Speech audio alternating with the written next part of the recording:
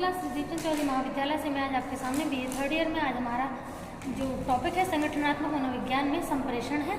तो आज हम कम्युनिकेशन की बात करते हैं। कम्युनिकेशन बनता कैसे है और कम्युनिकेशन होता क्या है। कम्युनिकेशन का अगर हम साधारण मीनिंग समझने की कोशिश करें, आप जानते हैं जब एक से अधिक व्यक्ति अपने विचारों का आदान प्रदान करते हैं और एक दूसरे के विचारों से प्रभावित होते हैं तो उसे संप्रेषण कहते हैं। अब संप्रेषण प्रभावी भी होता है, संप्रेषण एक तरीके से बेकार भी होता है। तो संप्रेषण की जो स्थिति है वो ये निर्धारित करती है कि संप्रेषण कैसा था, ठीक है, अच्छा था या बेकार सा था। तो संप्रेषण तो सभी लोग करते हैं। आप तो जानते हैं कि बचपन से लेकर मृत्यु तक हर व्यक्ति अपने विचारों को कभी तक अपने तक नहीं रखता है, हमेशा एक दूसरे से शेयर करता है। तो जो कम्युनिकेशन होता है, कम्युनिकेशन ये चीज़ दिखाता है कि व्यक्ति के दिमाग में जो चल रहा होता है वो दूसरे व्यक्ति तक पहुंच सकता है। किसके द्वारा? कम्युनिकेशन के द्वारा। आपने देखा होगा कई सारी चीज़ें ऐसी होती हैं कि जैसे मान लीजिए अगर बड़ी बड़ी जो कंपनीज हैं वहाँ पे लोगों के बीच में कोई कम्युनिकेशन नहीं है, तो आपने देखा होगा कि वहाँ की कम्युनिकेशन ना होने की वजह से लोगों के बीच में मनमुटाव बहुत रहते हैं और जिससे कंपनी जो है वो दिन पर दिन जो क्या बोलते हैं ग्रोथ है उसकी कम होने लगती है। उसका कारण केवल इतना ही है, कम्युनिकेशन। क्योंकि एक हेल्दी कम्युनिकेशन जो होता है वो व्यक्ति को हमेशा नए कार्य की ओर अग्रसर करता है और कुछ नया सीखने में मदद करता है। आप तो जानते हैं हर व्यक्ति अपने नज़रिए से चीज़ों को सीखता है, ठीक। तो इसका मतलब ये नहीं है कि एक व्यक्ति का नज़रिया सही है दूसरी गलत है। देखिए हर पर्सन अपनी अपनी सिचुएशन से, अपनी लाइफ से, अपने लाइफ इवेंट से सीखता है। तो हर व्यक्ति के जीवन में बहुत सारी चीज़ें अलग फॉर्म में होती हैं, तो उसके एक्सपीरियंसेस यूनिक होते हैं। अगर वो एक्सपीरियंसेस दूसरे व्यक्ति तक पहुंच जाएं तो एक तरीके से मान लीजिए जैसे वो आपने सुनी होगी कि हमें दूसरों की गलतियों से सीखना चाहिए, खुद की नहीं। क्योंकि खुद की गलती करने के बाद ऐसी कोई चॉइस नहीं होती है कि हम उसे सुधार सकें, लेकिन दूसरे की गलती सुनने भर यानी कि उसके एक्सपीरियंस लेने से हम बहुत कुछ सीख सकते हैं कि हमको जीवन में ऐसा कुछ नहीं करना है, ठीक है। तो कम्युनिकेशन बहुत अच्छी चीज़ है जिससे लाइफ में जो रिलेशनशिप होती है वो हेल्दी रूप में बिल्डअप होती है।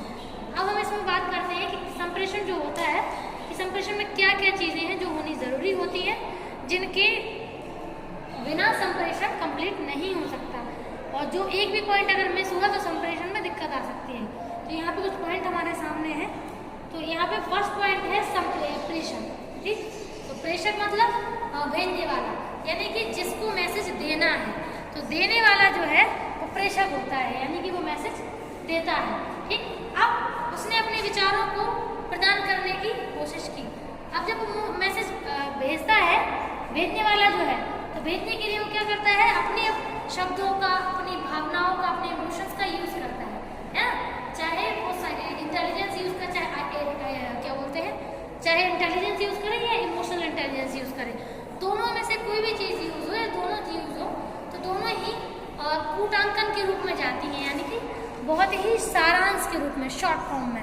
यानी कि जो बिल्कुल कोर चीज़ें होती हैं वही पर्सन जो है वो डिफाइन करता है, ठीक। तो प्रेषक तो होता ही है, प्रेषक तो मेन है जो मैसेज देने वाला है।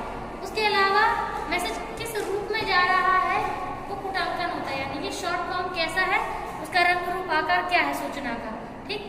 नेक्स्ट है संदेश, यानी कि अब जाएगा तो संदेश ही है ना, उसका रंग रूप जो भी हो लेकिन वो होता है संदेश ही है, ठीक है, यानी कि मैसेज।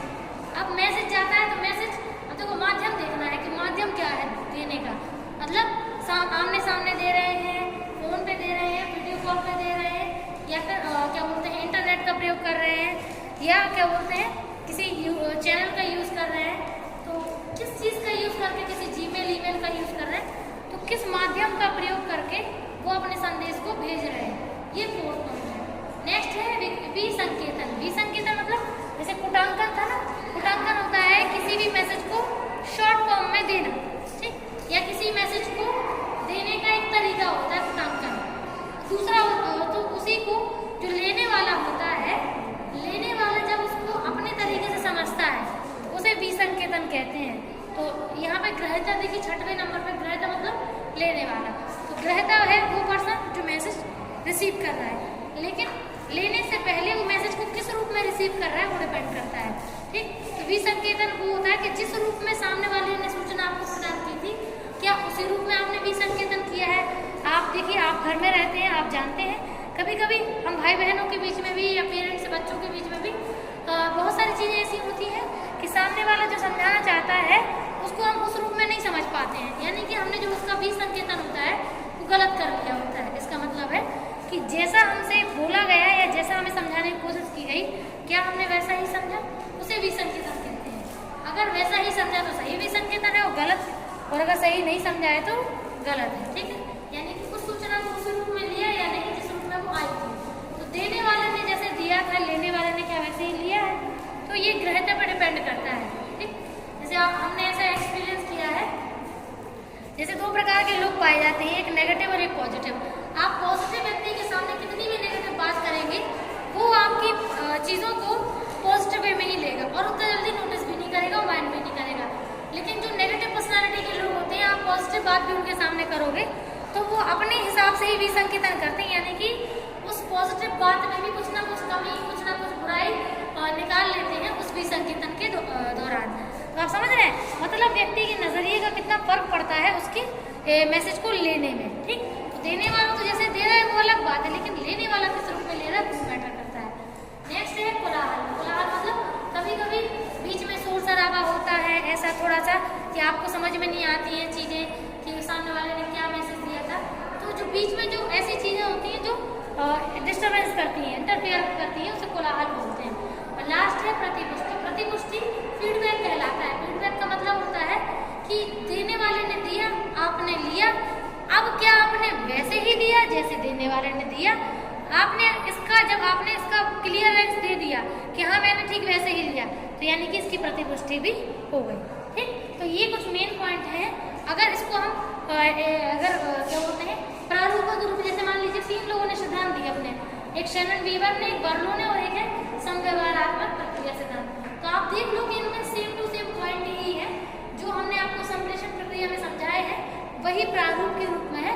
बस सब लोगों ने अपने अपने हिसाब से थोड़ा आगे पीछे थोड़ा शब्दों का हेर बदल करते हुए जो भी उन्हें जैसे सही लगा उसको चेंज कर दिया। जैसे शैनन वीवर ने पहले स्रोत दे दिया, यानी कि प्रेषक को उन्होंने क्या नाम दिया है, स्रोत, और यहाँ पे कुटांकन को क्या नाम दिया इन्होंने, वाहक। ठीक, संदेश को नाम, संदेश और माध्यम दोनों चीजों को मिलाकर के इन्होंने क्या दे दिया है, मार्ग, और भी संकेतन ग्रहिता दोनों को मिला के इन्होंने ग्रहिता दिया है।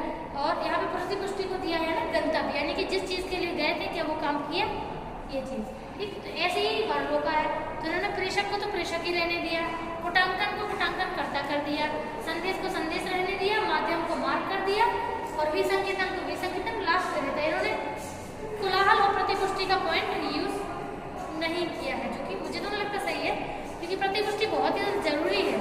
अगर हम ये क्लियर नहीं कर पा रहे कि सामने वाले ने वैसे वैसे लिए जैसे हम देना चाहते हैं, तो फिर कैसे कर पाएंगे।